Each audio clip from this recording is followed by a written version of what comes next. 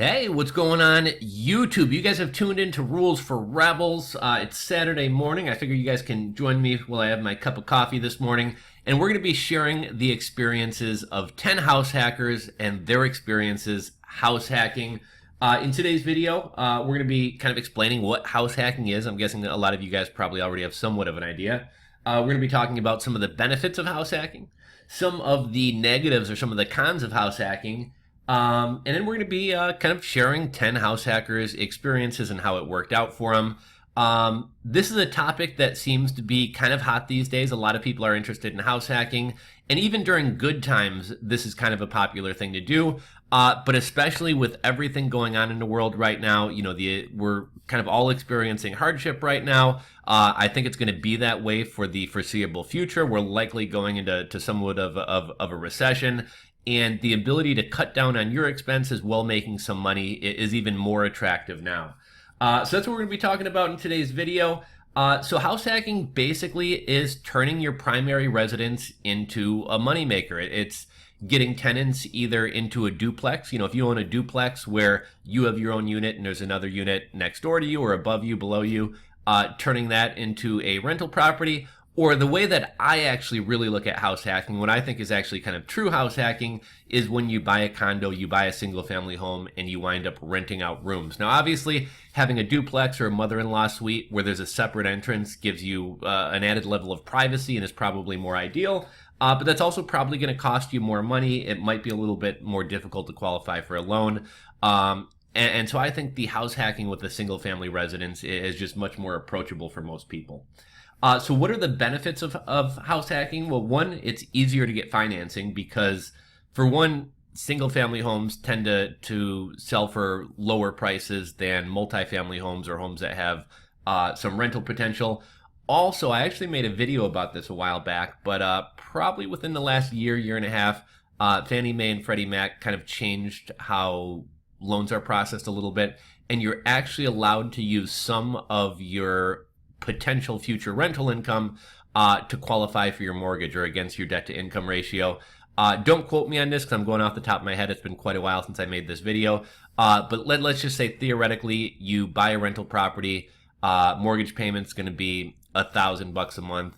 As long as there is either a mother-in-law suite, some type of piece of that house that can be rented out, as long as it has, I believe, a bathroom, a kitchen, and a private entrance, you can use, I believe it's 30% of expected rental income to qualify for your mortgage. So if you're paying $1,000 a month for the mortgage and there's a mother-in-law suite you can rent for $500, well, you can use 30% of that $500 towards qualifying for your loan. Another benefit of house hacking is less risk, right? Like there's some risk when you buy a rental property if the people don't pay rent. We're seeing that happen right now with the rent freezes and the talk of rent strikes.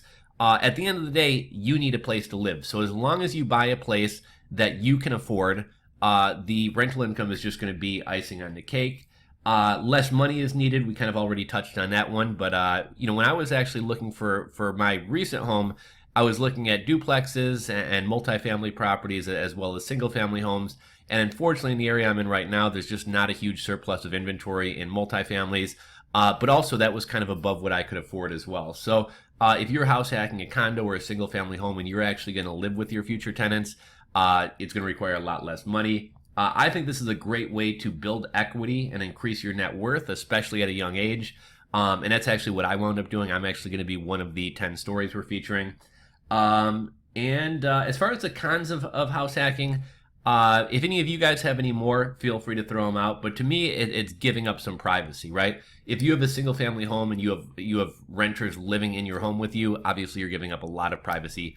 Even in a situation where you have a duplex or a mother-in-law suite, I was really pushing to buy a house that was either a multifamily or had a mother-in-law suite.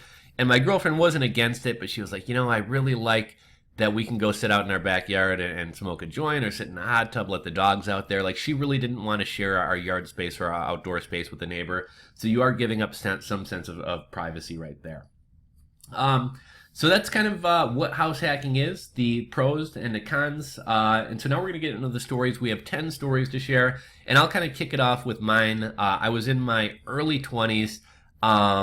obviously, I think when you're younger, most people tend to have roommates, right? And it kind of makes sense to have roommates. I actually wish shared living or community living was kind of more socially acceptable, or people did it even after they got out of their early 20s. It just kind of makes sense. You know, if me and my girlfriend lived in separate houses, we're each paying a rent or a mortgage, we're each paying an electricity bill, we're each paying a gas bill, we're each paying a cable bill, we're each paying an internet bill. Because we live together, we have one internet bill, one electric bill, one gas bill, one mortgage. And, you know, that kind of extends to whether you live with friends or family or invite other people to live with you as well. Like I said, I was in my early 20s. Most of my friends had roommates anyways. I said, you know, rather than going getting an apartment, why don't I buy a house, invite a couple friends to come live with me? I get to live with a couple of my buddies. We kind of got a party house, a bachelor pad. They can pay me rent. They're going to wind up getting rent cheaper than they would be able to get anywhere else. And I either get to live for free or even make a little bit of money while building equity. So that's what I did. I wound up buying a duplex. Duplex cost, it was, I think, $94,000 after all the credits and everything. I believe it wound up being $86,000. It was a 3-bedroom duplex. It wasn't the nicest place. It wasn't my dream house. It wasn't in the best part of town. But it was decent. At the time, one of my buddies, I think, was living with his girlfriend or his parents. He wound up moving in with me. I charged him $400 a month for rent. I had another buddy who was living in kind of a sketchy apartment complex. It had those like blue lights that you tap if someone's trying to rape you. The place was based on your income, so it was kind of a, I don't know if you want to call it Section 8 or government housing, but it wasn't the nicest place to live. Kind of a sketchy element around there, wasn't the safest place. And I think he was paying $700 or $800 for a small studio. So I charged him $400 a month. He came and lived with me. So me and all my buddies got to live in a 3-bedroom house with a fireplace, big backyard, garage, you know, a lot more space, a lot nicer. And they were living for $400 a month. My mortgage was $800 a month. So their rent pretty much covered my mortgage. All I really had to pay for was utilities and cable, which came out to a couple $100s a month. And we wound up doing that for a good 3 or 4 years. It was great. I got to build equity. They paid down my mortgage. I got to live for free, which allowed me the money to start my business and allowed me to save and invest a lot more money than I otherwise would have been able to. And it was a lot of fun living with my friends. Well, did that for a couple years. Eventually, I'm not going to get into my whole life story, but eventually my folks wound up moving from Chicago down to South Carolina to kind of help them out. I wound up renting their house from them and going to live there for a couple years, and then wound up turning my, you know, quote unquote quote house hack, or the house I lived in with my buddies, wound up turning that into, you know, just a traditional rental. Had a great family in there for, I don't know, maybe 3-4 years, paying $1,400 a month in rent. They moved out about a year ago. Since then, wound up doing Section 8. But this house that I bought for $86,000 right now, you know, we'll see if real estate comes crashing down with everything going on in the world right now. But right now, that house would conservatively sell for $155,000, $160,000. So got to live for free for a number of years, built a bunch of equity. Or if I wind up keeping that property, it's going to cash flow probably about $1,200. Actually, I shouldn't say cash flow $1,200 a month because I still have a mortgage. But right now, it's going to rent out for $1,400 a month. My mortgage is $700 and some change, $800. So they're essentially building the equity for me. Plus, I'm pocketing a couple $100 a month, even after property management fees. So that was kind of my experience. The rest of these are a little bit shorter. So I was house hacker number 1. House hacker number 2 says I did this at 25. It worked out well so far. Mortgage gets paid and the home appreciates. The key is finding people that you can stand living with in your home, knowing that they probably won't have the same standards of upkeep as you will, i.e. cleanliness. Pride of ownership is real, and I find myself stressing out about things, dishes left out, bathrooms not clean, having to do the majority of sweeping and mopping, not taking care of brand new appliances. However, this could just be personality-driven stress on my part. Another thing to consider is when you have a significant other. Lastly, realize that you are the maintenance man or woman. It will be your responsibility for ensuring things are fixed or repaired and the home will be safe. One thing I didn't realize was the hidden cost of home maintenance. All in all, it's been a good thing and a great learning experience. Good luck to you if you take this route. And you know what? That's one interesting thing that I meant to put in my list of cons One thing that I think a lot of people have are going to have a hard time with, or might find a little bit challenging, is kind of disconnecting from the fact that it's your house. When I was living in this house with two buddies of mine, if someone's clipping their toenails in the living room, or if somebody's like slamming doors hard, or if somebody's being rough on an appliance, because it's your house and you have some pride and ownership and it's your place, you kind of want to be like, hey, quit doing that. Don't walk so hard on the stairs. Don't do this. Don't do that. And you do definitely have the right to make sure nobody's like breaking things or abusing the house. At some point, you got to kind of take a step back and say, look, they have just as much of a right to live here as me. We all kind of need to compromise on how we want to live or how we want to do things. And I can't really be nitpicking everybody for, how they shut the bathroom door or something like that. So that's one thing that can be challenging. So that was, let's see, I was 1, that was 2. House hacker number 3 says, I house hacked my first one at 23 or 24. I bought a cheap house for $45,000 and put about $8,000 into it and lived there for 6 months. I borrowed private funds from a family member at 10% interest. I don't live in a particularly affordable market. It's actually one of the more expensive markets in the South, but I wanted to get doors. The neighborhood was rough, but I knew it would be temporary. I moved out of the property and it now rents for $900. I could get $1,000 for it, but my tenants have been there for a while. Then I bought a HUD foreclosure across the street using the same lender and did the same thing there. After that, I was finally making enough money as a realtor to be able to get conventional funds for my third one. I think house hacking is the most accessible way for young people to get going. I'd recommend looking into multifamily properties for your first ones, since it can get quite a few doors at only 5% down as an owner-occupant. Otherwise, you'd be putting 15 to 20% down for the same property as an investor. And you know what? His story actually brought up... as an investor... Oh, sorry. I'm getting my stories mixed up here. He brought up a couple interesting points. Typically, if you're going to buy a property that you're not going to live in, or a property that's not going to be your primary residence, you're looking at probably 25% down. 25% down on a $100,000 house, which is pretty cheap, is $25,000. If you do FHA and live in a property and house hack, which I believe you can do up to 4 units, you only got to put 3.5% down. So you're looking at what you need to put down on a $100,000 house being as low as 3.5%, versus being as low as $3,500 with an FHA loan, or being as high as $25,000 with a traditional loan. So it's definitely a much easier way to get your foot in the door. And I think a lot of people are intimidated by real estate, like, oh, you must need a great paying job or excellent credit or all this money to buy a house. When I bought my first house that I house hacked, and granted it was a cheaper home, but when I bought that property at the time, I had not a great job, making probably $13 or $14 an hour. Didn't have a ton of money in savings. I actually had to show I had like $9,000 on paper, but actually at the closing table, not only did I have to not pay a penny, I actually wound up getting a check for $1,700. So I actually bought this house, walked away from the closing table, not only not paying a penny, but actually walking away with $1,700. My mortgage broker was awesome, found a bunch of great programs for me, so that actually wound up working out really well. Let's move on to house hacker number 4. He says, I bought a condo outright with cash when I was 25, and it scared me off from doing it again.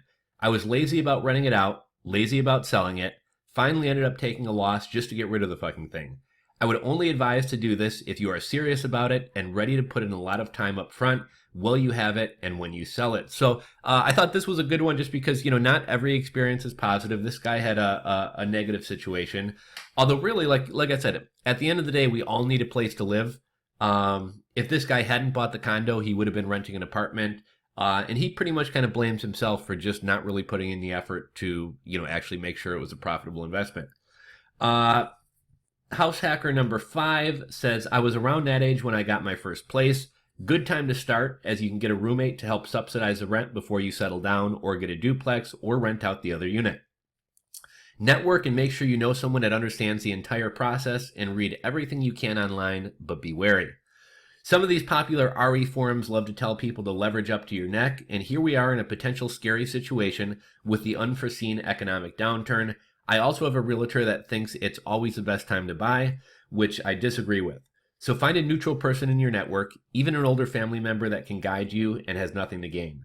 Finally, being an electrician will be super helpful. You've already likely handy in tools. Okay, so he's actually sharing stories with, sharing some advice with a particular person. But yeah, I know a lot of people who are, a lot of those of us who are entrepreneurs, we also seem to have an interest in real estate. And if you're starting online businesses, you're starting an agency, you have an e-commerce business, at the end of the day, this money that you're making, you're going to want to have something to do with it. And a popular choice is real estate. Well, I think right now with everything going on, with people not paying rent, a lot of people are kind of freaking out about the economy, freaking out about real estate. So I think house hacking is a much less intimidating way and a much less risky way to kind of get your feet wet with real estate.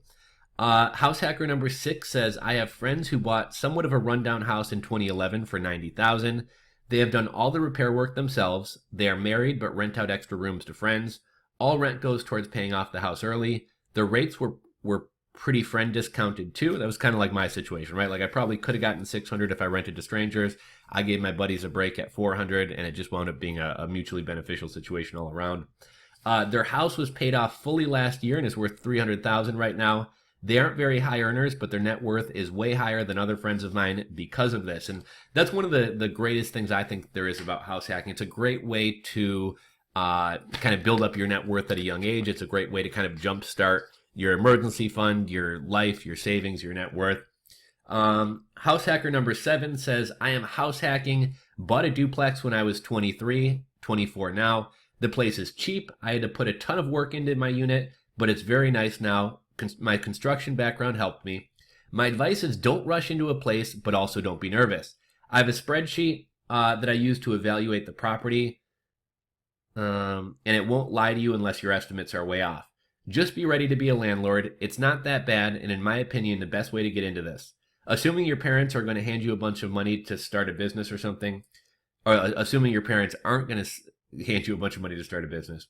I bought my place with 10% down. You can easily go as low as 3.5% or lower, by the way. The house was kind of junky, so if you do this, you'll have no choice but to learn how to be extremely handy and make about 500 trips to Menards. Just be sure to add the cost of renovation to your calculations. Cash is king. My mortgage, taxes, insurance, 75% of utilities is paid for except a $50 utility bill. When I move out of this place, it's going to be a cash cow. Okay, so that's his story. House hacker number 8 says, I'm 24 and just hit a year of owning a house.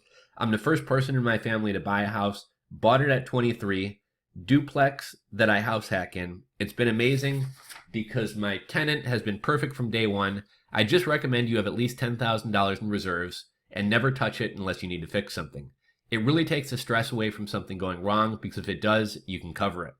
Also, be really picky with your tenant. It took me 2 months to find someone. I could cover the whole mortgage without my tenant, so I was in no rush and waited to find someone I felt comfortable with. My only mistake was that I was so excited to buy a property that I basically bought this without looking over it. After I bought it, I realized I had so much to fix and so much cosmetic stuff to make this property look good. I'll be buying a single family next year with my wife and son and selling this property. I enjoyed house hacking, but I don't really want to be a landlord anymore. Investing in the stock market is more what I'm interested in. I'd advise you to be very, very patient and not rush into anything with your property and tenants.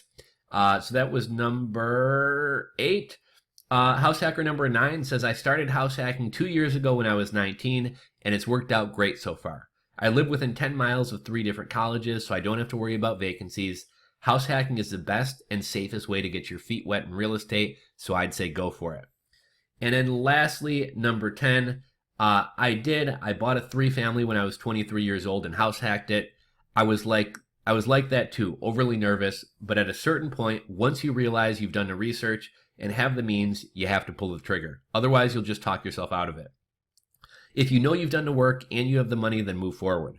With my house, I knew it was a decent price. The potential financials look good as far as how much money I could make on the house versus how much it would cost me as well as appreciation, and I knew it had good bones. As long as you're not acting in haste, but you really took the time to research and understand RE and run the numbers, you'll be fine. And he goes on to say, I was single and unmarried when I bought the house. I can't give any advice on investing with a partner, but I'd say if it were me, I'd keep my financial investments for me. If they didn't invest, they have no skin in the game. Why should they get equal rights to the house? And I think that was just, a lot of people seem to want to like house hack with friends and go in on a property. I'd say never buy a property with somebody you're not married to. But yeah, those are the 10 house hackers sharing their experiences. For pretty much all but one or two, it's worked out and been a pretty positive thing.